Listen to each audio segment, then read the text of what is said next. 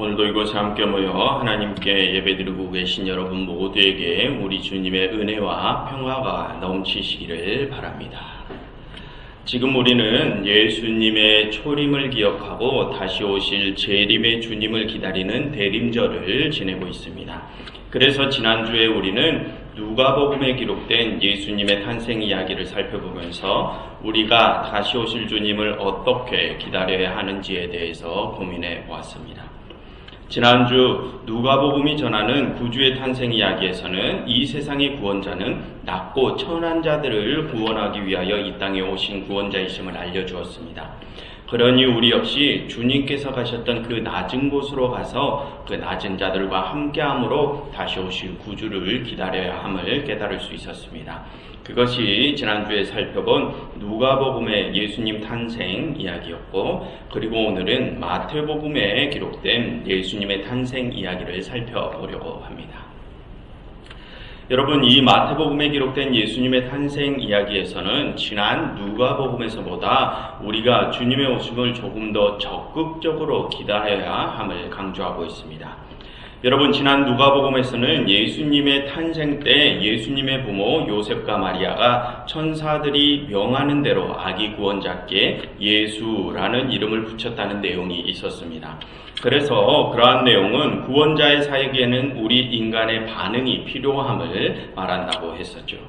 그런데 그때 요셉과 마리아가 보였던 반응을 보면 아주 적극적인 모습은 아니었습니다. 요셉과 마리아는 그저 천사들이 명하는 대로 아기 구원자께 예수라는 이름을 붙여줄 뿐이었죠. 요셉과 마리아가 딱히 어떤 중요한 행동을 한 것은 아니었습니다. 하지만 오늘 마태복음에서는 다릅니다. 오늘 마태복음에서는 구원자의 탄생에 있어서 사람의 역할이 굉장히 중요하게 부각됩니다. 그래서 오늘은 그것에 대해서 한번 알아보려고 합니다. 그럼 먼저 오늘 본문의 구조와 줄거리부터 살펴보도록 하겠습니다. 여러분, 사실 이 마태복음에서 예수님의 탄생과 관련된 이야기는 1장 1절에서 시작하여 2장 23절까지 2장에 걸쳐서 기록되어 있습니다. 그래서 오늘은 1, 2장 그 전체적인 내용을 한꺼번에 살펴보면서 그 전체적인 이야기가 담고 있는 메시지를 알아보도록 하겠습니다. 먼저 여러분, 예수님의 탄생과 관련된 이 1, 2장의 이야기는 총 5개의 단락으로 나뉘어져 있습니다. 먼저 첫 번째 단락은 1장 1절부터 17절로 여기서는 아브라함으로부터 시작되는 예수님의 계보가 기록되어 있습니다. 그리고 두 번째 단락은 1장 18절부터 25절인데 여기서는 동침하지 않은 요셉과 마리아 사이에서 아기 예수님이 탄생한 이야기를 하고 있고요. 그리고 세 번째 단락은 2장 1절부터 12절인데 여기서는 동방으로부터 박사들이 아기 예수님께 경배하러 온 이야기를 하고 있습니다. 그리고 네 번째 단락은 2장 13절로부터 18절인데 방금 그 동방에서 온 박사들로부터 유대 땅에 새로운 왕이 태어났다는 소식을 전해 듣게 된 유대 총독 헤롯이 그 아기 왕을 없애기 위해서 유대 땅에 태어난 모든 사내 아이를 몰살하는 장면입니다. 그래서 그 헤롯을 피하여 요셉이 아기 예수님을 데리고 애국으로 피신하는 이야기를 하고 있습니다. 그리고 마지막 단락은 2장 19절부터 23절로 헤롯이 죽은 후 요셉이 다시 아기 예수님을 데리고 유대 땅 이스라엘로 돌아오는 이야기를 하고 있습니다. 이처럼 이 예수님의 탄생 이야기는 총 5단락으로 구성되어 있습니다. 그 중에서 먼저 첫 번째 단락은 방금 말씀드린 대로 예수님의 계보가 기록되어 있습니다. 그중 첫 시작 부분 1장 1절을 한번 보시면 아브라함과 다윗의 자손 예수 그리스도의 계보라라고 기록이 되어 있습니다. 이 첫 구절에서 알 수 있듯이 이 첫 번째 단락이 기록된 의도는 명확합니다.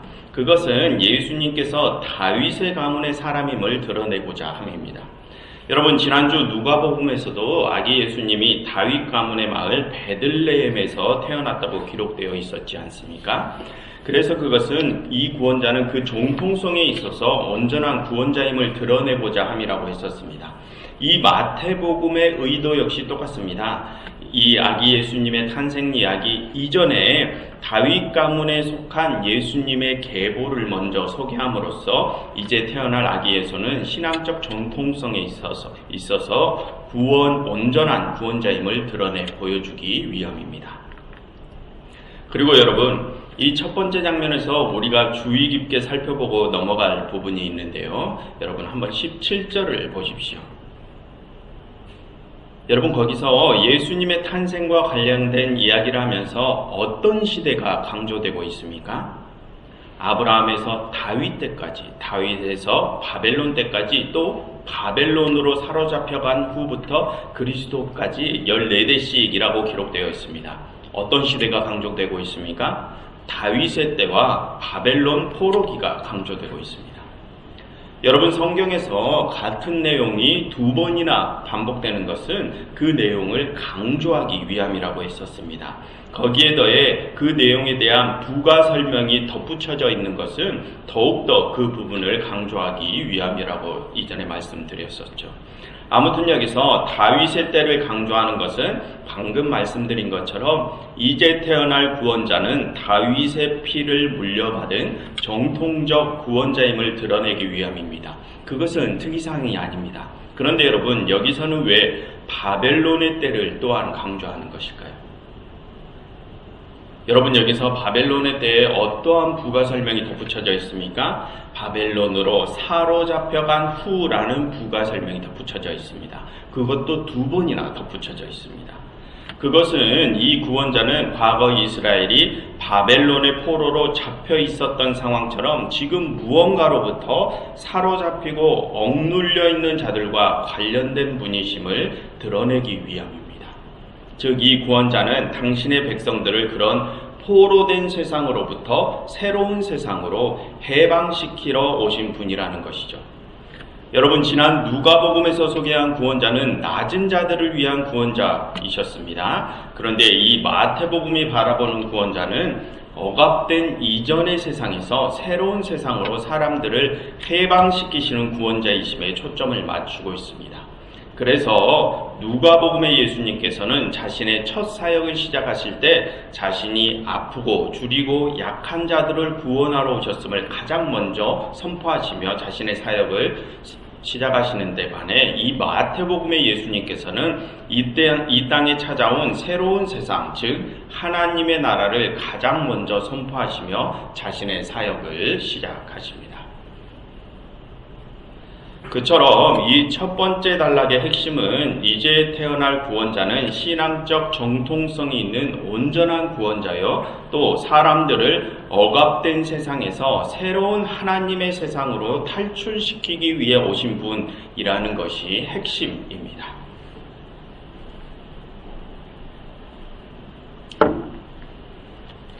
그리고 이 첫 번째 장면에서 우리가 또 관심을 기울여야 할 부분이 있습니다. 여러분이 이번엔 그 윗부분 16절을 한번 보십시오. 16절을 보시면 예수님의 계보 끝에 예수님의 육신의 아비인 요셉이 등장하죠. 즉, 이 부분은 아까 말씀드린 것처럼 이제 태어날 구원자는 그 다윗 가문의 핏줄인 요셉의 아들임을 나타내기 위함입니다. 그런데 여러분, 여기서 의문이 드는 것이 있습니다. 그것은 과연 이 구원자가 정말 요셉의 아들인가, 다윗 가문의 후손인가 하는 의문입니다.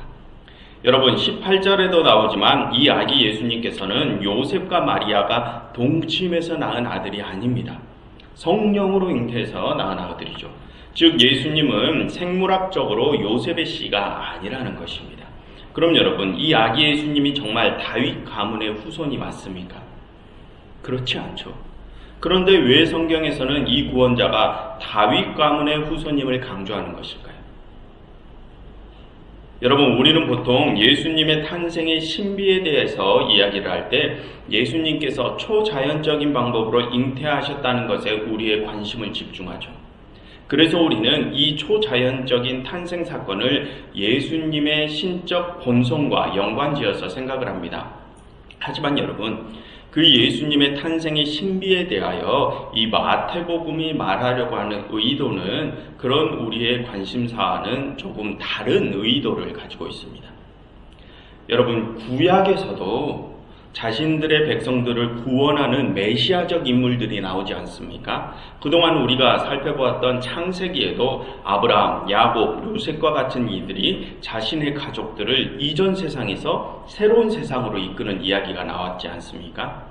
아브라함은 하란에서 자신의 가족들을 데리고 적과 꿀이 흐르는 가나안 땅으로 이주하였고, 야곱도 역시 아버지 아브라함 고향 하란에 가서 아내를 얻고 그곳에서 많은 가족을 꾸리다가 다시 그들 모두를 가나안 땅으로 이주시켰습니다. 또한 요셉도 역시 기근이 닥친 가나안 땅에서 음식이 넘치는 애굽으로 자신의 가족들을 이주시켜 그들의 생명을 구원하였죠. 창세기뿐만이 아닙니다. 출애굽기에서도 모세라는 인물이 자신의 백성들을 애굽에서 탈출시켜 그들의 생명을 구원하였습니다. 그처럼 이미 구약에서도 사람들을 새로운 세상으로 구원하는 메시아적 인물들이 많이 등장합니다. 그런데 여러분, 그런 메시아적 인물들의 탄생 이야기를 보면 모두 다 신비한 탄생 이야기를 가지고 있습니다. 출애굽기의 모세는 히브리인들의 모든 사내 아이를 나일강에 몰살시키라는 애굽왕의 행포 속에서 기적적으로 목숨이 건져지는 신비한 탄생 이야기를 가지고 있죠. 그리고 창세기의 아브라함과 이삭과 야곱은 모두 불임의 상황 속에서 하나님의 은총을 통하여 기적적으로 아들을 잉태하는 이야기를 가지고 있습니다. 그처럼 이미 구약에서도 그런 메시아적 인물들은 모두 상황적으로나 생물학적으로 절대 일어날 수 없는 기적적인 탄생을 했음을 말을 하고 있습니다. 그럼 여러분, 그런 구약의 메시아적 인물들의 탄생 이야기를 이미 익히 알고 있던 이스라엘인들이 보았을 때 이 아기 예수님의 기이한 탄생 이야기를 들으면 그들은 이 이야기를 어떻게 받아들이겠습니까? 이 이야기를 통해서 자연스럽게 예전의 그 메시아적 인물들과 예수님을 연관시켜서 생각을 할 것입니다. 그래서 여러분, 이 마태복음에서 아기 예수님의 성령 잉태를 말하고 있는 것은 이 아기 예수가 메시아적 인물임을 드러내기 위함이 목적이지 성령 잉태 그 자체를 강조하기 위함이 아니라는 것을 우리는 알아야 합니다. 마태의 초점은 이제 태어난 이 아기 예수가 구약에서부터 드러나고 있는 그 온전한 구원자임을 나타내기 위함이 초점이라는 것입니다. 그래서 여러분, 우리는 이 초자연적인 탄생 이야기는 예수님의 신적 본성을 밝히기 위함이 목적이 아니라 구원자로서의 예수님의 직무를 밝히기 위함이 목적이라는 것을 기억을 해야 합니다.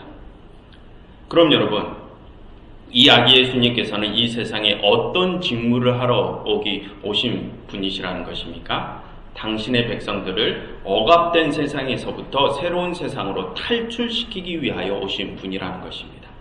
그런데 여기서 더 중요한 것은 그 구원자가 그 구원 사역을 이루시는 일은 하나님의 은총이 함께 하셨기에 가능하다는 것입니다. 그래서 그 구원자의 탄생에는 하나님의 은총이 함께 하셨음을 밝히기 위해 성경에서는 항상 메시아적 인물들이 기적적으로 탄생했다는 이야기가 있었던 것입니다. 그럼 여러분, 성경에서는 왜 예수님이 생물학적인 요셉의 아들이 아님에도 불구하고 예수님을 다윗 가문에 포함시키는 것일까요?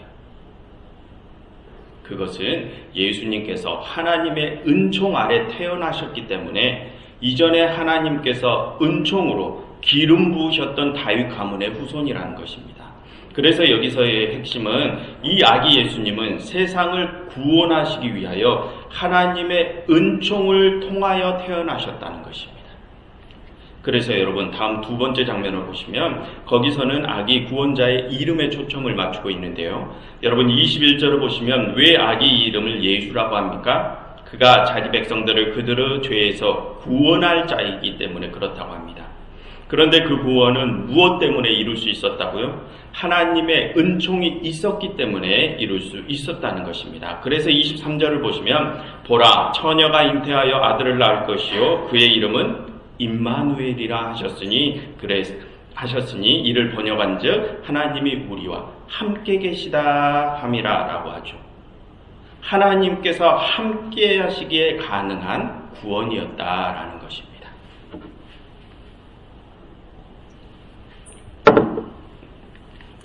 그런데 여러분, 이 두 번째 장면에서도 그렇고 네 번째, 그 다음 네 번째, 다섯 번째 장면에서도 그렇고 하나님이 이 구원자를 통하여 이루실 구원에는 또 다른 어떠한 힘이 필요함을 강조하고 있습니다. 여러분, 이 마태복음의 예수님 탄생 이야기에서는 요셉이라는 인물이 크게 강조되고 있습니다. 그의 역할이 굉장히 중요하죠. 여러분, 이 이야기에서 요셉은 3번이나 꿈을 꾸는데 그때마다 천사들이 그 꿈에 나타나서 그에게 명령을 내립니다. 여러분, 성령으로 아기가 잉태됐음을 소개하는 두 번째 장면에서 천사들이 요셉의 꿈에 나타나 무엇을 명합니까? 1장 20절을 한번 보십시오. 요셉이 동침하지 않은 약혼녀 마리아가 잉태했음을 알고 그녀와 조용히 파혼하려고 하자 천사들이 그의 꿈에 나타나 너와 동침하지 않고 임신한 그 여인을 아내로 맞아들이라고 명합니다. 그러니 요셉이 어떻게 했다고 합니까? 24절 요셉이 잠에서 깨어나 천사들의 명대로 행했다고 하죠. 여러분, 이 상황은 지난 누가복음에서 요셉과 마리아가 아기 예수님께 예수라는 이름을 붙인 상황과는 큰 차이가 있는 상황입니다. 여러분, 사실 지금 이 상황은 마리아를 공개 재판에 넘겼어야 할 상황입니다. 여러분, 신명기 22장에 기록된 율법을 보면 원래 약혼한 사람이 다른 이성과 동침하면 그를 성문 앞으로, 사람들 앞으로 데려와서 돌로 쳐서 죽이게 되어 있습니다. 그처럼 지금 이 상황은 원래 종교적으로도 용서하면 안 되는 상황입니다. 그래서 여러분, 지금 이 상황에서 요셉이 크게 붕괴를 하더라도 그 누구도 뭐라 하지 못할 상황입니다. 그런데 요셉은 그러한 상황에서 어떻게 행동합니까? 파혼하려고 했던 자신의 뜻을 내려놓고 천사들이 명한 대로 그녀를 아내로 맞아들입니다. 즉 자신의 마음과는 반대되는 하나님의 명령을 따랐다는 것이죠. 여러분, 그러한 상황은 그저 아기 예수님께 예수라는 이름만 붙여주었던 지난 누가복음의 상황과는 큰 차이가 있는 상황입니다. 약혼녀를 내치고 싶은 자신의 뜻을 내려놓고 자신의 생각과는 정반대되는 하나님의 뜻을 따랐다는 것입니다. 내 뜻을 내려놓고 적극적으로 하나님의 뜻에 응했다는 것이죠. 그리고 이번에 2장 13절부터 14절을 보십시오. 거기를 보시면 또다시 요셉이 꿈을 꾸는 장면이 나오는데요. 거기서도 천사들이 요셉의 꿈에 나타나 헤롯이 아기를 죽이려고 하니 애굽으로 피하라는 명령을 내립니다.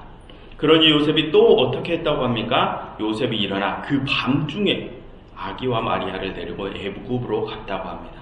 그래서 헤롯으로부터 아기 예수님의 생명을 구할 수 있게 되죠. 즉 아기 예수님이 생명을 건질 수 있었던 이유는 요셉의 적극적인 순종이 있었기 때문이라는 것입니다. 그리고 다섯 번째 장면에서도 마찬가지입니다. 2장 19절부터 21절을 보시면 헤롯이 죽은 후에 또다시 천사들이 요셉의 꿈에 나타납니다. 그래서 또 어떤 명령을 내렸다고 합니까? 일어나 아기와 그의 어머니를 데리고 이제 이스라엘 땅으로 돌아가라고 합니다. 그러니 요셉이 또 그대로 행했다고 하죠. 그래서 그 다음 22절과 23절을 보시면 요셉이 이스라엘 땅 중 나사렛으로 향했다고 하죠. 그리고 난 후에 그 다음 3장과 4장의 소제목들을 보시면 예수님께서 그곳 나사렛에서 장성하셔서 그곳에서부터 자신의 사역을 구약에서 예언된 대로 나사렛에서부터 자신의 사역을 시작하셨음을 소개합니다. 여러분, 무슨 뜻입니까? 예수님께서 온전한 구원자로서의 사역을 시작한 데는 이 요셉의 역할이 굉장히 중요했다는 것입니다. 여러분, 이 마태복음의 예수님의 탄생 이야기에서 이 요셉이라는 인물은 사실 아기 예수님보다 더 부각되는 인물입니다. 이 이야기는 전체적으로 이 요셉이 끌고 가죠. 만약 이 요셉이 천사들의 명령을 따르지 않았다면 아기 예수님이 생명을 부지할 수도, 구약의 예언대로 나사렛에서 자신의 사역을 시작할 수도 없었을 것입니다. 여러분, 이 마태복음에서 요셉이 맡은 역할은 지난 누가복음에서처럼 그저 아기 예수께 예수라 이름을 붙인 정도의 역할이 아닙니다. 그가 오늘 본문에서 보인 모습은 자신의 뜻과는 반대되는 명령에도 주저없이 따를 정도로 적극적인 순종을 보이는 모습이었죠. 그런 그의 적극적인 모습이 있었기에 예수님의 사역이 시작될 수 있었습니다. 여러분, 종종 우리는 이런 생각을 합니다. 하나님의 일은 하나님께서 하셔. 우리는 할 수 있는 것이 없어. 우리는 그저 하나님께서 그 일을 이루어 주시기를 기도하고 기다릴 뿐이야. 이렇게 생각하기도 합니다. 여러분, 그러한 생각은 반은 맞지만 반은 틀린 생각입니다. 여러분, 성경은 분명히 하나님의 은총으로 구원이 이루어진다고 말을 하고 있습니다. 그러나 그것이 우리가 아무것도 하지 않아도 됨을 뜻하는 것은 아닙니다. 지난 창세기에서도 살펴보았듯이 하나님께서는 우리 사람을 통하여 당신의 구원 사역을 이루어 나가십니다. 여러분, 창세기의 요셉이 하나님의 명대로 행하지 않았다면 기근에서 이스라엘이 구원을 얻을 수 있었을까요? 그리고 출애굽기의 모세가 하나님의 명대로 애굽 왕에게 찾아가지 않았다면 이스라엘이 출애굽의 구원을 얻을 수 있었을까요?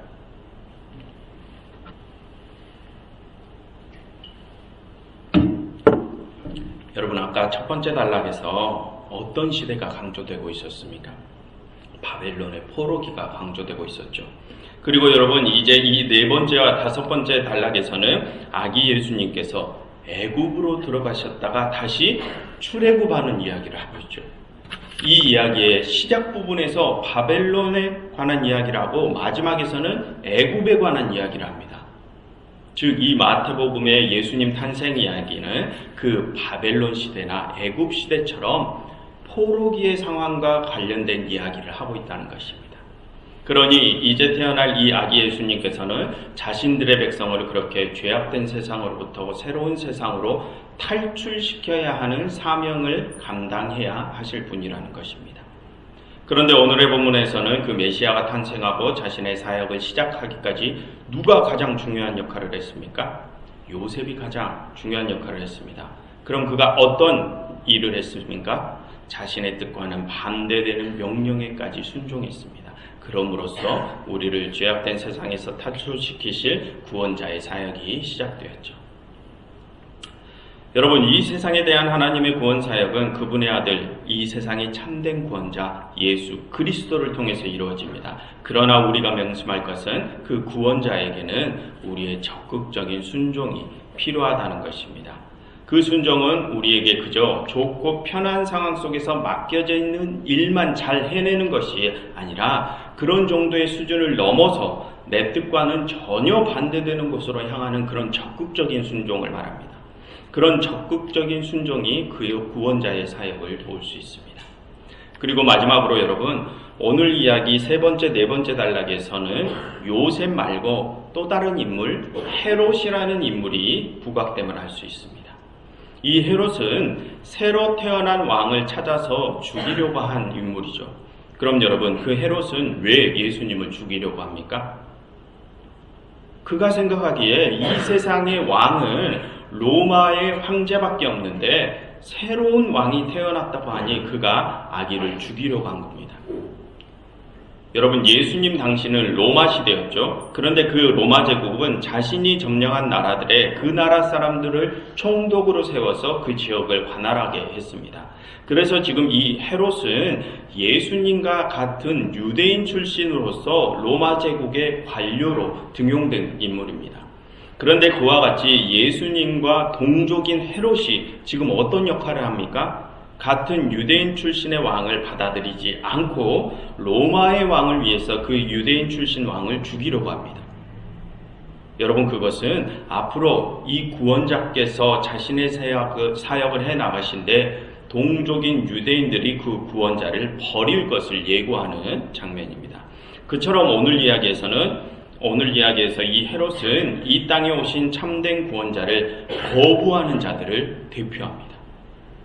그럼 여러분, 왜 이 헤롯은 새로 오신 그 참된 왕을 받아들이지 못하는 것입니까? 그것은 그가 로마를 버리지 못하기 때문입니다. 그는 자신에게 좋은 자리와 편한 삶을 제공해주는 로마의 손을 놓지 못한다는 것입니다.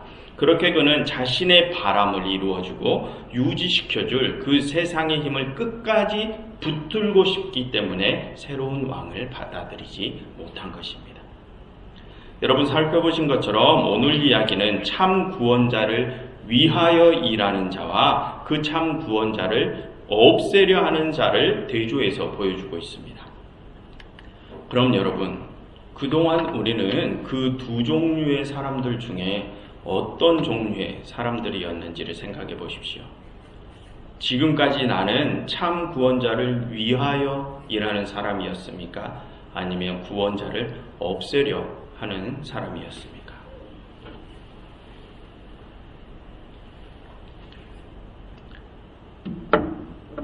여러분, 이 세상에 참 구원자를 위해서 일하는 사람과 그 구원자를 없애려 하는 사람은 그들이 무엇을 위하여 일하는지에 따라 구분이 됩니다. 구원자를 없애려 하는 사람은 자신의 바람을 성취시켜줄 힘을 위해서 일하는 사람이고, 구원자를 위해서 일하는 사람은 그분의 뜻이 나의 뜻과는 반대되더라도 그분의 뜻에 적극적으로 순종하는 사람입니다. 여러분, 이 세상의 참 구원자 예수 그리스도께서는 2000년 전에 이 땅에 구원을 가지고 이미 오셨습니다.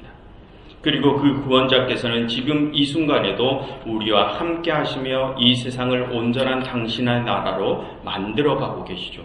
그리고 주님께서 이 땅에 다시 오실 그 마지막 때에 그 온전한 나라가 완성될 것입니다. 그런데 여러분, 그 마지막 때에 완성된 구원의 나라는 내 뜻의 끝자락에 있지 않고 하나님의 뜻의 끝자락에 있습니다.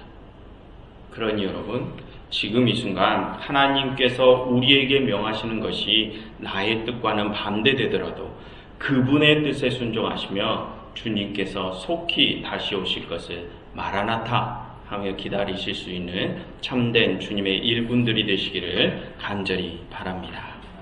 기도하겠습니다. 하나님, 저희가 저희의 뜻을 내려놓고 오직 주님의 뜻에 순종할 수 있는 자들이 되게 하시사 저희를 통하여 당신의 구원의 사역을 하루속히 이루어 주시옵소서. 예수 그리스도 이름으로 기도드렸습니다.